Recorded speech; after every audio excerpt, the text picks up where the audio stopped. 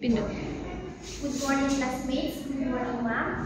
So today we are going to talk about learners with difficulty communicating.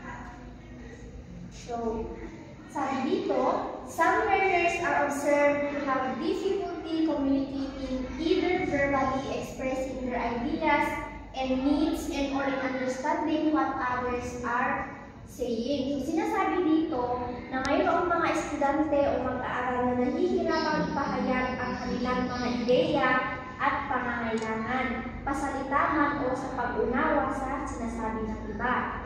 So, ang ilan ay may clinical na diagnosis ng kapansanan at ang iba naman ay nagpapakita ng mga pagkaantala sa pag-unlad at kahirapan sa pagsasalita ng wika. So, to have a clear understanding of students who have difficulty communicating, we will begin with a definition of communication and its accompanying concepts, how learners with communication difficulties are identified, their learning characteristics, and ways how to help them manage and become successful in an inclusive setting. So let's have the definition, the types of communication impairments and disorders. So when we say communication, according to UWARD 2013, communication is the interactive exchange of information, ideas, feelings, needs, and desires between and among people. Communication is used to serve several functions, particularly to narrate, to explain, inform, request, and express feelings and emotions. So we all know that communication is the exchange of information, ideas, feelings, needs, and desires between and among people. So, yung communication. So, how is speech different from language? Paano nga ba naiiba ang speech sa language? So, when you say speech or pagsasalita sa wikang Tagalog, ito ay nagpapahayag ng wika gamit ang mga tunog o oral ng oraksyon. Nangyayari ito dahil sa maayos na pagkilos ng katawan. So, number 1 is the respiration or the act of breathing.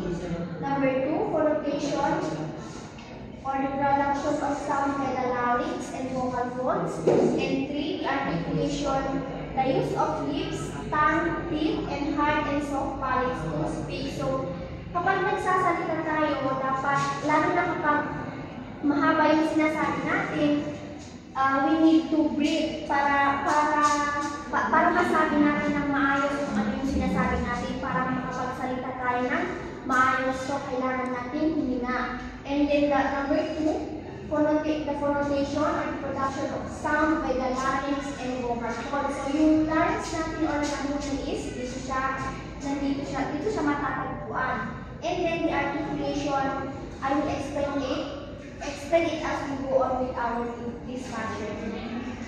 So, yun yung speech. And sa language naman, language or wika sa Pilipino, ito ay isang formal na sistema ng mga simbolo at tungkulin na ginagamit ng isang grupo ng mga tao upang magkaintindihan. Ang mga simbolo ay arbitraryo, ibig sabihin, walang tikas na kaugnayan ang simbolo sa kahulugan nito. So, language is we all know that language, ito yung ginagamit ng mga tao para magkaintindihan sila. And people desires on symbols, their corresponding meaning and rules that make up a language. So, there are 5 dimensions of language that describe its form, that is phonology, morphology, syntax, content, and the use of pragmatics. So let's have first the phonology. So when we say phonology, it relates to the relationship between the letters and sounds. For example, is the word dog. So dog is made up of 3 phonemes, namely that is D, O, G, while the word beans has 4 phonemes, that is B, magkasama yung E, tsaka A, N, tsaka S. Yun yung phonology. Next one is the morphology. So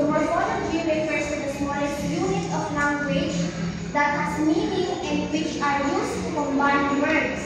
Some syllables or whole words are example of morphemes. So, ang example ng morphology is the word unemployed.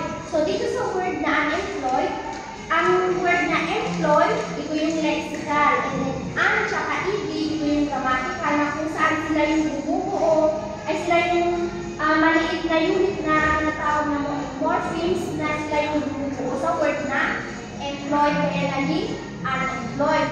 Yun yung morphology.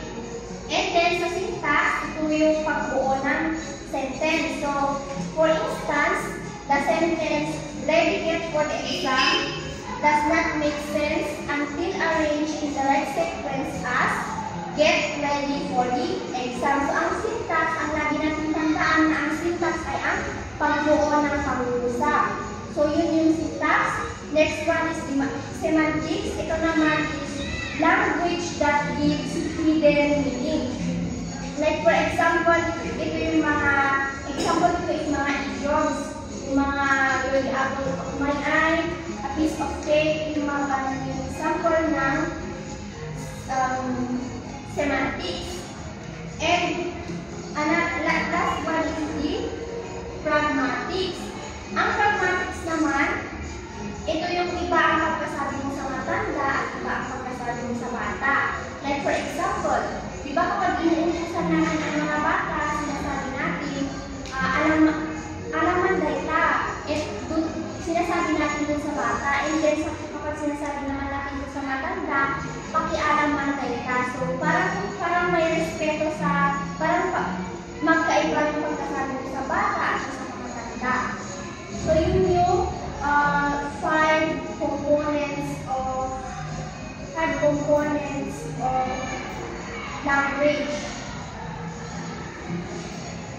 And then let's have the speech impairments or pansanan sa pagsasalita. So mahalaga ang pag-unawa sa mga konseptong ito upang maunawaan ang mga pansanan sa komunikasyon tulad ng mga kapansanan sa pagsasalita. Ang mga kapansanan sa pagsasalita ay mga karamdaman na nakaka-apekto sa kakayahang magsalita ng malinaw at epektibo.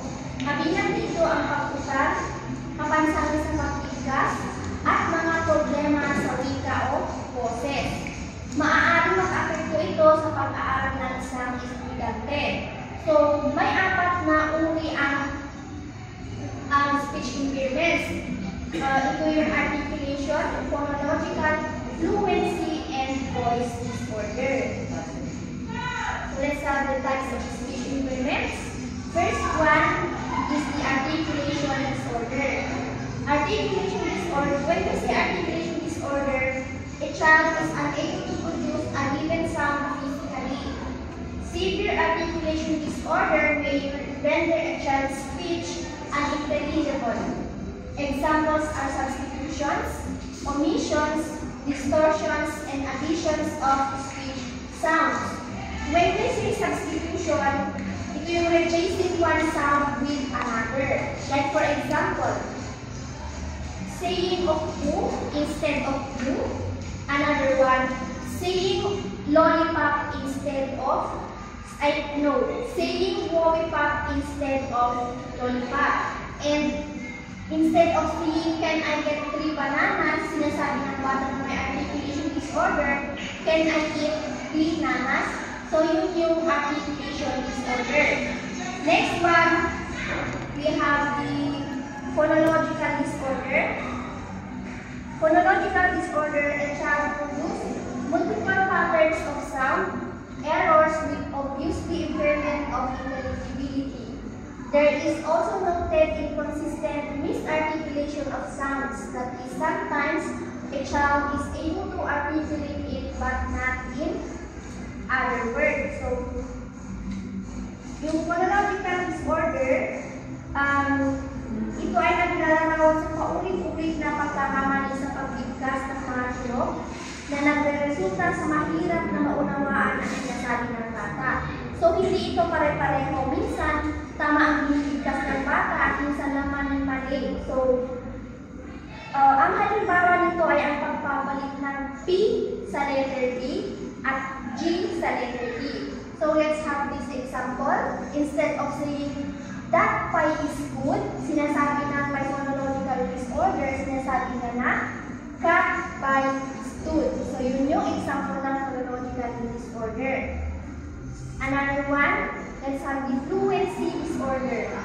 Fluency disorder, difficulties with rhythm and timing of speech. Stuttering is an example marked by rapid-fire repetitions of consonant or vowel sound, especially at the beginning of words, prolongations, hesitations, interjections, and complete verbal blocks. So, example ng blocks sa fluency disorder, instead of saying, I want a banana, ginagawa ng bata na, I want a, nabablock siya, and then tutuloy niya, banana. So, I want a banana. So, yun yung blocks. And then, sa prolongations naman, from the word prolong, sinasabi ng bata na, I want a banana. So, yun yung prolongations. And then, sa repetitions, from the word repetition, inuulit-ulit ng bata na sabihin, I want a banana. So, yun yung fluency disorder. And the last one, that's the voice order. Problems with the equality or use of one's voice resulting from disorders of the larynx. Voice may be exercised hoarse, breathy, or too high pitch. So when we say breathy, ang boses ay parang may paghingal o hangin na nakasama sa tunog. And then hoarseness naman, ang boses ay makaspang, malalim, o basag. So, ang mga taong may phonation disorder ay maaaring magkaroon ng kahirapan sa pagsasalita ng matagal na panahon o sa paggamit ng kanilang boses sa malakas na boses. Kailangan nila ng professional na tulong medical upang matukoy ang sanhi at makatanggap ng angkop ng paggamot. Now, we proceed to language disorder. So, what is language disorder? Language disorder is a condition that affects a person's ability to understand, use, and communicate, communicate language. It impacts various aspects of language, which includes speaking, yung hirap tayo makapagsalita, listening, yung hirap tayo makaintindi, and reading, hirap tayong makabasa, and hirap tayong makasulat. Sila yung mga may language disorders ay sila yung mga taong nahihirapang makapagsalita, makaintindi sa mga sinasabi ng iba, nahihirapang makabasa at makasulat. So, yun yung language disorder. Now, talakayin naman natin kung ano yung different types of language disorders. We have three types of language disorder. The first one is expressive. When we say expressive, you express. Etong disorder na to is ito yung nahihirapan tayong ipahayag ang ating opinion o idea. Yung mga may ganitong disorder ay kadalasang sinasabi nila kapag sumasagot sa isang tanong ay napapasabi sila ng yung mga ganon. Sila yung mga taong may language disorder. Kasi yun yung mga common na sintomas ng expressive language disorder. Now, pumunta naman tayo sa receptive language disorder. Ito yung nahihirapan tayong umintindi sa mga sinasabi ng iba. Yung pagkakaiba lang nila sa expressive is yung expressive nahihirapan tayong ipahayag ang ating saloobin, samantala sa receptive naman ay nahihirapan tayong umintindi sa sinasabi ng iba. So itong combination is naiintindihan nyo naman na kapag itong combination na itong dalawa na to. So kapag kasi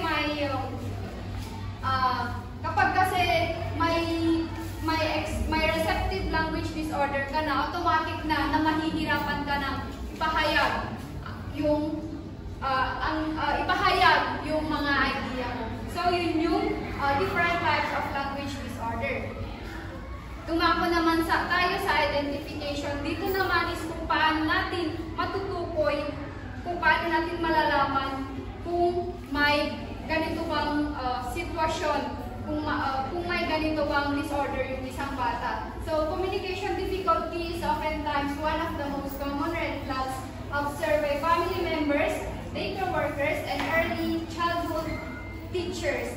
Noted absence, delays, and difficulties in speech or language often promptly family members to consult their general pediatrician, who then makes referrals to developmental pediatricians and other specialists. So, to screen children with communication difficulties, early childhood professionals use questionnaires and developmental checklists. When we see questionnaires, dito kasali na yung mga parent questionnaires, yung mga tanong na sinasagutan ng mga parent, ng mga magulang natin. So, upang mas lalo natin maintindihan kung ano nga bang pagkakaiba ng speech disorder, language disorder at communication difficulty, narito ang ating flowchart. So, yung pagkakaiba nila is yung communication disorder, sakop niya lahat ng mga speech disorder, language disorder, hearing impairment, and social communication disorder. Kung baga, sa madaling salita, ang communication disorder is mas malawak siya kaysa sa dalawang nabanggit natin kanina. Ang communication disorder is, ito yung problema na sa lahat, problema na maaaring makaapekto sa atin sa pakikipag-communicate sa iba. Dito na yung ito na yung mga types, speech disorder, na may speech disorder is may kinds din ng speech disorder na natalakay ni JD kanina. Ito yung isa, yung phonological disorder. Ito yung maling paggamit sa mga salita. At yung articulation disorder is ito, yung nahihirapan silang makapagsalita. And then itong fluency disorder, ito yung mga may kakaiba sa pananalita nila. And then voice disorder. Sa ikalawang kind ng communication disorder is the language disorder, which is yung natalakay natin kanina na ito ay expressive, receptive, ito ay expressive, nahihirapan tayo ipahayag ang ating damdamin na opinion, while itong receptive is nahihirapan tayo umintindi sa mga sinasabi ng iba. And then yung hearing impairment, ito yung may problema sa ating pandinig na nakakaapekto kung paano tayo makipag-communicate sa iba. And then social communication disorder, ito yung nahihirapan tayo makipag-communicate sa maraming tao, sa mga paiba-ibang tao. So yun na nalaman ninyo kung ano nga bang pagkakaiba ng ating ng speech disorder, language disorder, at communication disorder. So dumako naman tayo sa how do specialists determine a speech or language problem. There are several components ayon kay Hubbard 2013. Ang una is case history and physical examination. Ito yung sinasabi natin na wag tayong basta-bastang sabihin sa mga bata na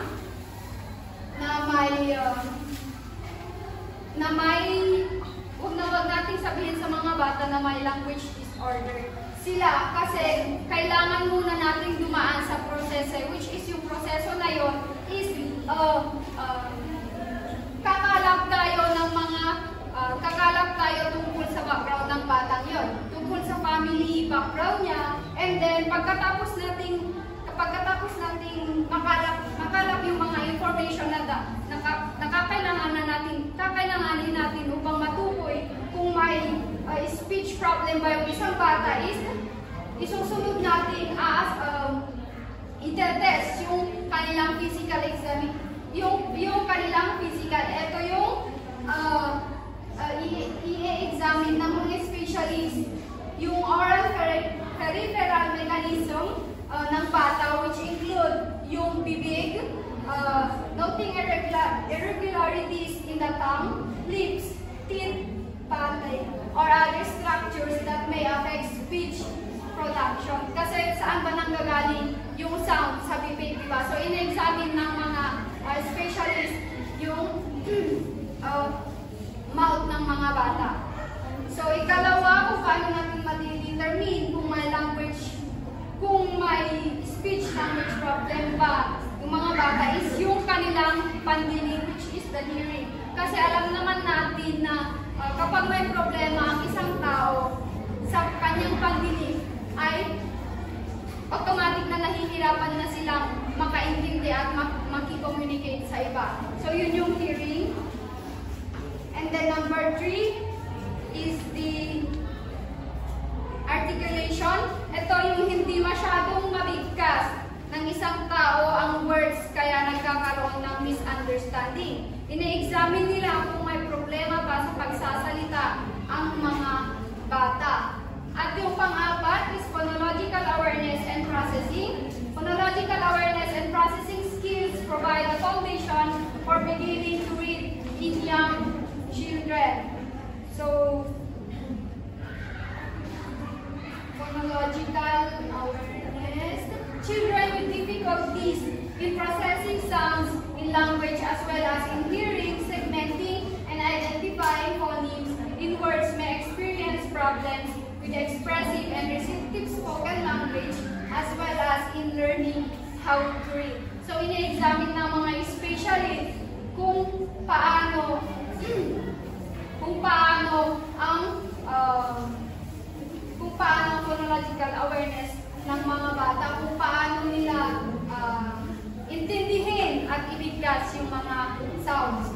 So, etong overall language development is the formal test may use to measure a child's overall language development and vocabulary, as this affects how well a child is able to understand and use language in spontaneous speech in an academic setting.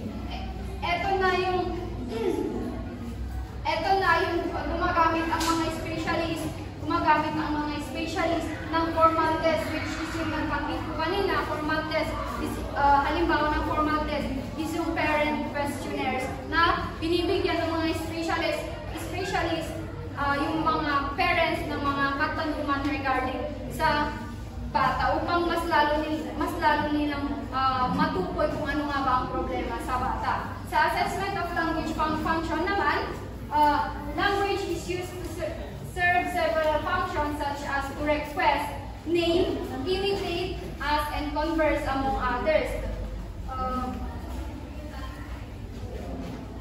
So yun yung assessment of language function. Ina-examine nila or ina-assess nila kung paano gamitin ng isang bata yung language.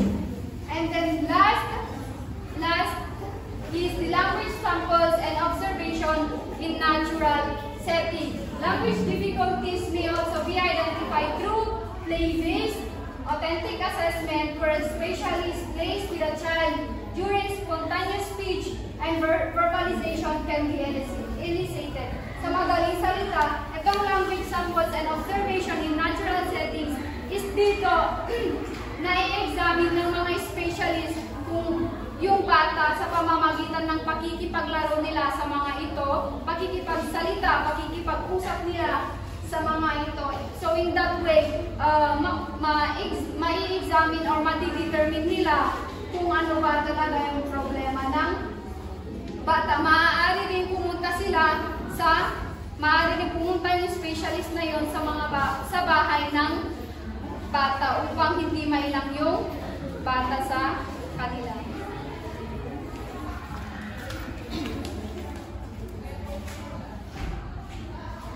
So next is learning characteristics.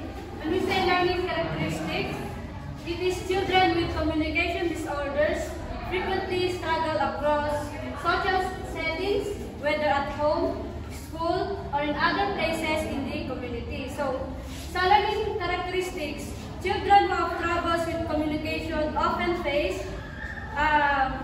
challenges in different places, like at home, in school, or when they are out in the community. So, sa learning characteristic, may dalawang language disorder, language difficulties. So dito ka learning characteristic, may dalawang language difficulties na na-encounter ng mga learners, which is the expressive language difficulties and receptive language difficulties. So, kapag sinabi natin expressive language difficulties, this means a child has trouble using words to share their thoughts and feelings, and they might find it hard to speak clearly or use the right word. So sa receptive language difficulties naman is, this means a child has trouble understanding what others say, and they might not follow directions or grasp the meaning of sentences.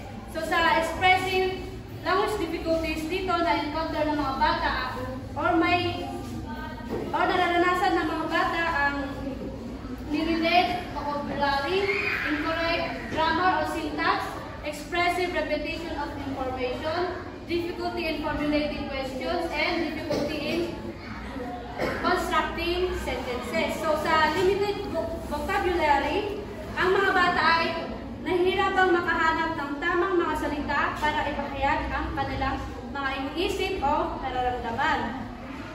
Maaaring gumagamit sila ng mga salitang hindi tiyak o ng mga salitang imbes na mas angkop. So for example, kapag tinanong ng teacher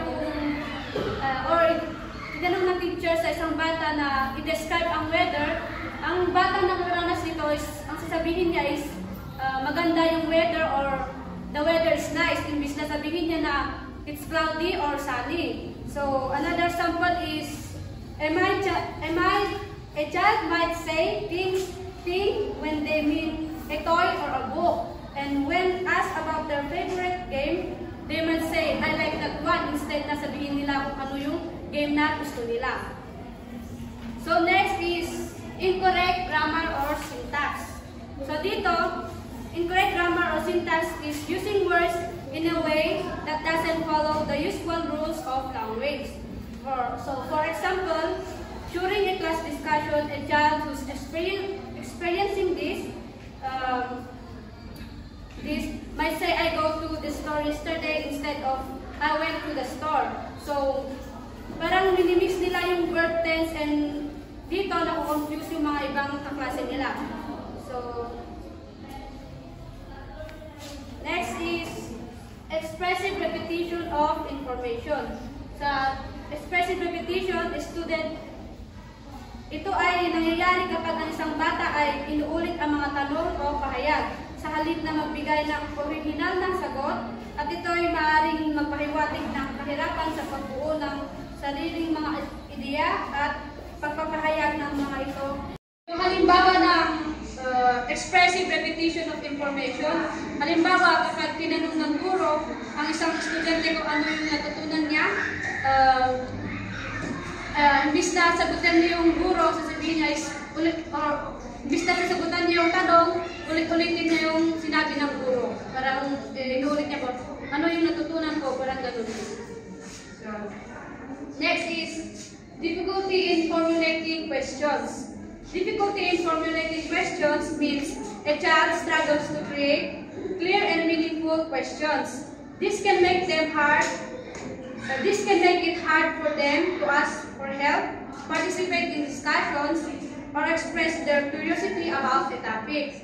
So ang mga batang nakaranas nito ay madalas nahihirapan sila ipahayag ang kanilang mga katanungan o mga iniisip. So halimbawa, sa isang aralin sa math na lang, maaaring may estudyante hindi makabuo ng tanong tungkol sa isang komplikadong problema. So sa halip na tanungin niya ito kung paano niya malutas yung problema is ay nanatili na lamang siyang tahimik dahil hindi niya alam kung paano niya simulan ang kanyang tanong. So sa ganitong sitwasyon, nagpipikita ng pangangailangan para sa mga estudyante, para sa mga strategiya upang matulungan ang mga estudyante na bumuo ng kanilang mga tanong. So maaaring gamitin natin yung technique tulad ng question formulation technique upang mas madali nilang maipahayag ang kanilang mga katanungan at mas maging aktibo sa kanilang pagkatuto. So next is difficulty constructing sentences. So learners with difficulty communicating may find it hard to come up with proper questions. Instead of asking clearly, they might just ask a simple statement or stay quiet. So ang mga estudyante na may kahirapan sa komunikasyon ay madalas nahihirapan sa pagbuo ng mga pangungusap. Halimbawa, sa isang klase, maaaring may estudyante na gustong magtanong tungkol sa aralin ngunit hindi makabuo ng tamang pangungusap. Sa halip na sabihin ano ang ibig sabihin ng photosynthesis ay maaaring magtagal siya sa pag-iisip at hindi makapagsalita. So dito parang same lang sila pero may konting magkaiba. So next is receptive language difficulties. So students with receptive language difficulties may struggle to understand multi-step instructions. So receptive language difficulties means that some students have troubles understanding what they hear or read. So first is following oral directions. Some students may find it hard to follow instructions, especially they are long or have many steps. They might forget what to do first or get confused about what comes next. So, sa following oral direction, yung mga batang nakaranas ng receptive language difficulties is parang hindi nila nahihirapan silang sundin yung mga instructions, lalo kapag mahaba yung instruction o madaming step na susundin. So, for example, a teacher says, first take out your notebooks, then write down the date and the title of today's lesson. So, yung student na may receptive language difficulties, makakonfuse siya. So, ang gagawin niya lang is ilalabas niya lang yung notebook niya pero hindi niya na alam kung ano yung susundin niya instruction. Next is understanding humor or figurative language. So, students may not understand jokes or sayings that don't mean exactly what the word says. For example, during a class discussion, the teacher jokes, "It's hot outside. I think I saw a chicken laying hard-boiled eggs." And a student might raise their hand and ask, "Why is there a chicken laying eggs?"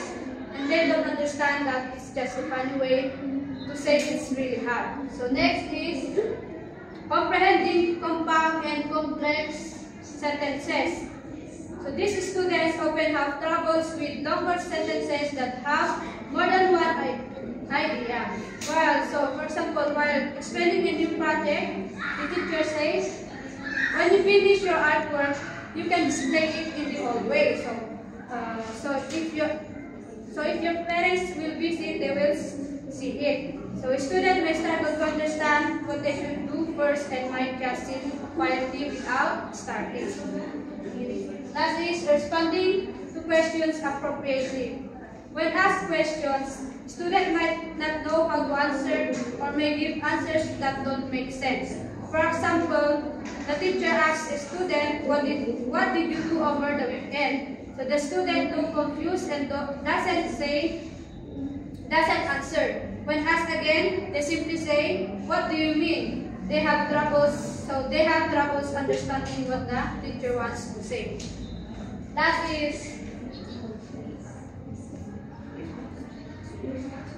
so these children with communication disorders may also experience behavioral difficulties because they struggle in expressing their needs and ideas, and some children resort to inappropriate behaviors out of frustration or to get the attention of significance of others. So, ang mga bata na may problema sa komunikasyon ay nahihirapan na ipahayag ang kanilang mga nais at nararamdaman. Dahil dito, maaari silang kumilos sa hindi tamang paraan, tulad ng pagkuha ng mga laruan o pagsuntok sa mga ibang bata, habang ang ibang bata ay kayang magsabi ng pwede bang ilaman ito o akin na ngayon. Ang mga bata na may ganitong problema ay hindi makasagot ng maayos at mas pinipili ang pagkilos. So, ang kanilang pagkabigo ay maaaring lumala kung hindi sila naunawaan ng kanilang mga kaibigan, kaklase, guro at iba pang mga nakakatanda. Next is, ayon sa teorya ni Howard Gardner tungkol sa multiple intelligences, may iba't ibang uri ng talino ang mga tao, especially yung mga bata. So, ang mga bata na may problema sa komunikasyon ay maaaring nahihirapan sa paggamit ng wika, ngunit maaaring din silang magtaglay ng mga talento sa ibang larangan tulad ng musika, o sining, o sports. So, halimbawa kapag isang bata ay nahihirapan magsilita, ay maaari din siyang mahusay sa pagtuto o pagtuto ng mga instrumento o paglikha ng mga CD o posters. So, mahalaga para sa mga guro at magulang na kilalanin ang mga kakayahan nito upang matulungan ng mga bata na makita ang kanilang talento. Sa pamamagitan ng pagtutok sa kanilang mga lakas at pagbibigyan ng suporta, makabuo sila ng isang kapaligiran kung saan ang bawat bata ay nararamdaman na mahalaga at may halaga, kahit na naghihirapan sila sa komunikasyon. So, dadako naman tayo ngayon sa general educational adaptations. So, sabi dito, different strategies and accommodations may be used to provide a level playing field for children with communication difficulties or disorders. And this section discusses the use of Universal Design for Learning or the UDL, and the practical tips to be used in the classroom activities. So ito yung general education adaptations na to, it refers to the modifications or adjustments made to teaching methods, materials, or environments to support students with diverse learning needs, abilities, or disabilities. So nakakatulong ito para sa mga teacher on how they would be able to handle these learners with difficulty communicating or with communication disorders para nang sa ganun ay ma-handle nila ng maayos with their diverse needs.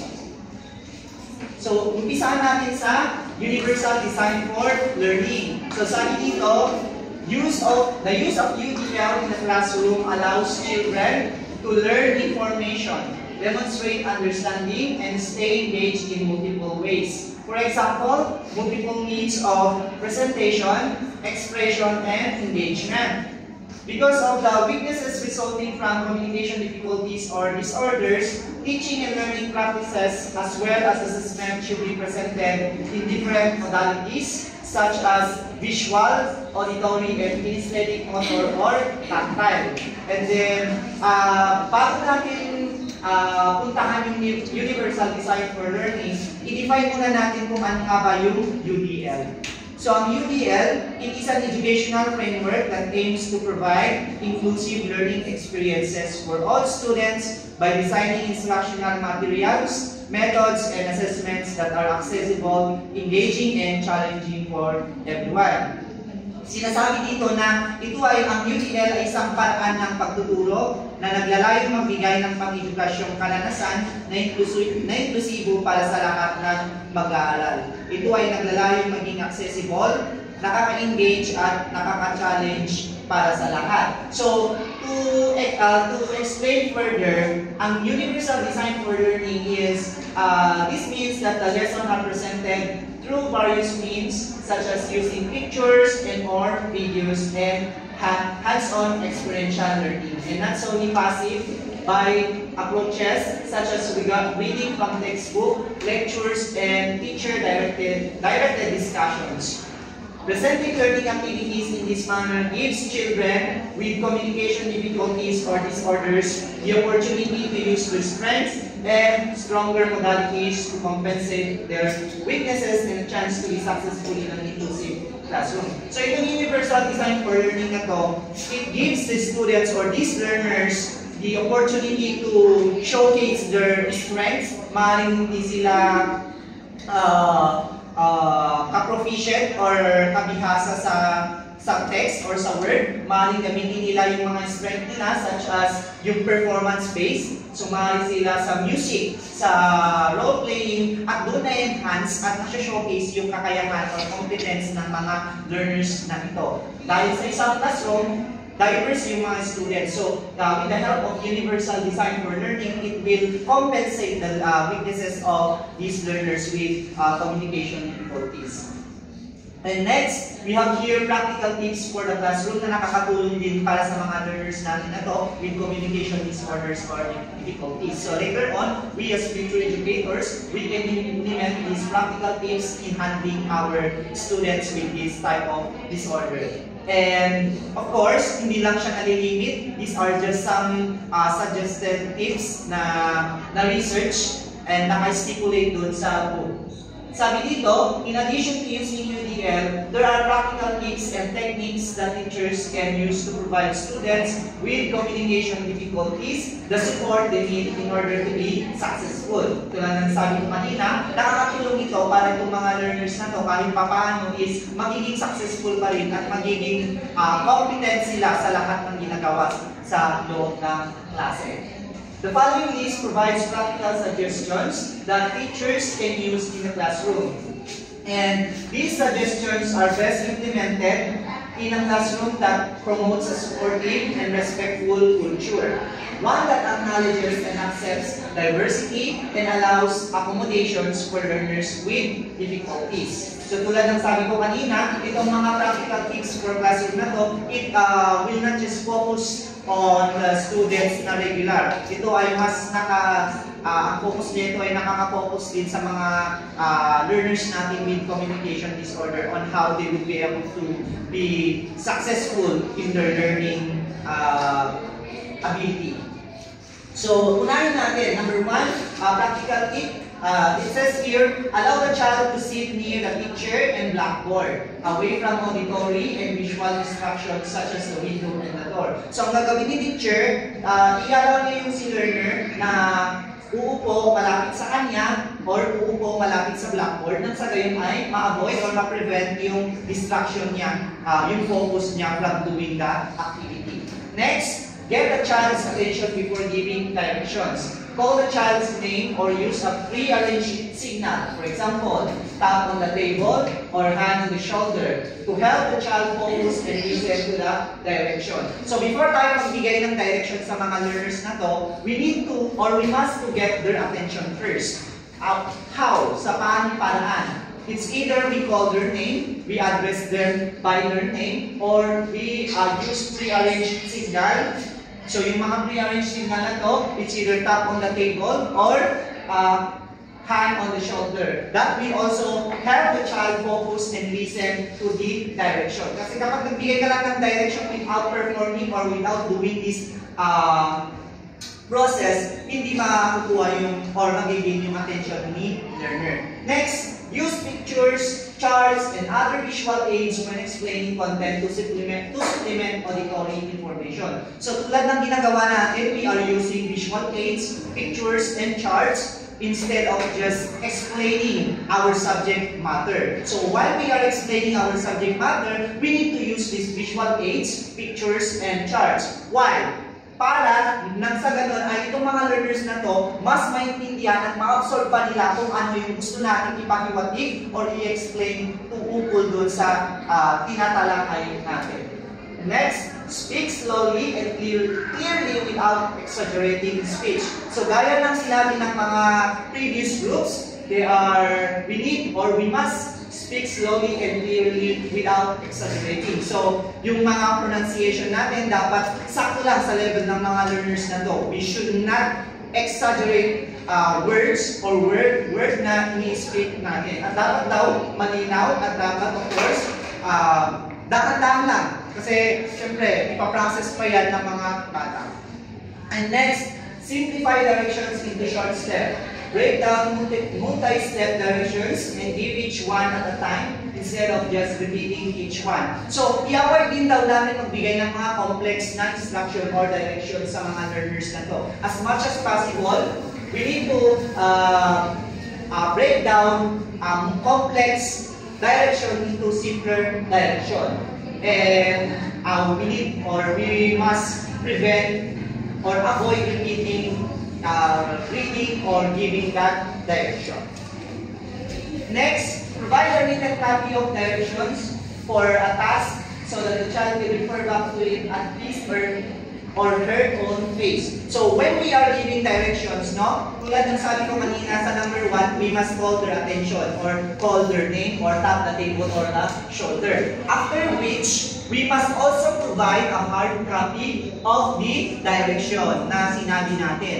Bakit? Ano ang kahalagaan nito? Nang sa gayon ay, kapag in case, for instance, na nakalimutan nila kung ano yung sinabi ni teacher, at least may reference pa rin sila. May plan B sila na balikan ko to. Para at least naayon pa rin dun sa pacing ng paggawa nila ng activity. Next, use gestures to clarify information. So hindi ka lang nagbibigay or nagsasalita dito. There should be an involvement of our senses din. Like, we need to use gestures. Alam naman natin yung mga gestures, right? Mga hand signal, kunyari, isa, dalawa, tatlo, parang gano'n. So that implies as well kung ano yung gusto natin i-explain sa mga bata. And next, use peer-mediated instruction so that peers without difficulties can serve as language models and learning buddies. So ito, na-discuss din previously na yung mga learners with communication disorder na to, maaari natin silang i-partner when we are performing group activity. Maaari natin silang i-partner sa mga learner na walang communication difficulties. Nang sa ganun ay, itong mga learner na walang communication difficulties, magiging role model, magiging language model, at learning buddies nila. At sila rin yung taga-translate, sila rin yung taga-interpret kung anong gusto sabihin or nahirapan, for any instance na nahirapan itong mga learners natin with communication disorder. And next, provide extra time to prepare for an oral language activities. Do not call children with communication difficulties or disorders to recite first in class. Call other typically developing children first to serve as language models. So when we are giving or performing recitation, i-avoid daw din natin na iunahin itong mga learners na to with communication difficulties or disorders. As much as possible, unahin natin itong mga learners or mga regular students natin na walang ganitong disorder. Nang sa ganun ay ma-replicate or magiging model ng mga learners din na may communication barriers. Okay? So again, itatakla natin sa isipan natin na when we are giving recitation, we must call the students na walang communication disorder before them. Next, model correct language forms and use appropriate wait times. The appropriate wait times should be 3 to 5 seconds or more to give the child time to think and respond. So, huwag natin silang madaliin. So, we need to give them 3 to 5 seconds to process and absorb what we are asking them before they respond. And then, model correct language forms, meaning, dapat yun nga, tulad ng sabi ko kanina, we must speak slowly, clearly, and we should not exaggerate those words. And then, explicitly teach vocabulary that is needed in the learning context to promote better comprehension. So, dapat daw tayo as teachers, i-enhance at tahasan pa natin yung vocabulary ng mga learners natin. Why? Why do we need to enhance the vocabulary of our learners? In order for them to comprehend or better comprehend and absorb what we are saying. Kasi kapag nalilimit yung vocabulary ng mga learners natin, hindi nila mag-gets kung ano yung ini-explain or sinasabi natin sa kanila. Likewise, with us na college students, kung limitado lang yung alam natin sa mga bokabularyo, nahirapan tayong i-comprehend yung mga paragraph, mga sentences, mga statement na binabasa natin. That is the importance of explicitly enhancing those learners with communication, not just learners with communication disorder, but these students na handle natin sa mga vocabulary. And again, to conclude, sa general educational adaptations, yun nga, nakakatulong ang UDL or Universal Design for Learning in order for us to address diverse needs, abilities, and learning level of these learners with communication difficulties or disorders. Alongside different accommodation such as presentation, response, setting, and timing that are appropriate to the child, and collaboration between the general education teacher and special education professional will all help ensure that children with communication difficulties or disorders have a chance to be successful in an inclusive classroom. So, we as future teachers, kailangan natin tatandaan ng mga to if in any case na makaka-encounter tayo ng mga learners na nahihirapan sila to express themselves either expressive or receptive. So, ito, kailangan i-adapt din natin sa, hindi lang sa loob ng classroom, kundi sa personality development din natin. Para nang sa ganon ay ma-handle natin yung mga learners na to in order for them as well to be successful in their endeavors. Okay, any questions? So, that concludes our report as Group 5. So we have here ang Miro Robalin, yours truly, Tama JDN Club, Judea, and thank you for listening.